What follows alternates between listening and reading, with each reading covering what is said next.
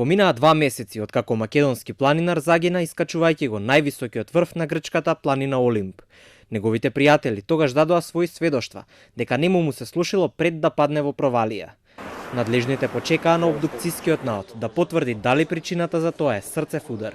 Овој случај не е ниту прв, ниту последен, кога се чека на докторите прецизно да ја кажат причината за смртта. Сега македонски и грчки специјалисти по судска медицина и криминалистика се реформираат за да понудат поверодостојни докази на обвинителите, по чија наредба се прави аутопсија. И нашите докази кои што ќе бидат обезбедени, ќе бидат несоборливи, односно ќе бидат квалитетни, ќе ги обезбедат компетентни луѓе и ќе имаме со тоа и нашите граѓани и нашите судови ќе може да донесат правична одлука без страф, дека тие докази ќе бидат побиени.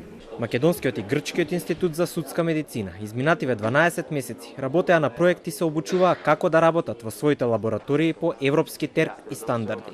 Нашата соработка ќе продолжи, а целиот проект се однесуваше на акредитација, односно имплементација на европските стандарди во доброто квалитетно работење и тоа во лабораториското работење од областа на форензиката. Докажуваме квалитет, докажуваме компетентност, докажуваме способност да се завршат одредени лабораториски работи на одреден начин според европски стандарди.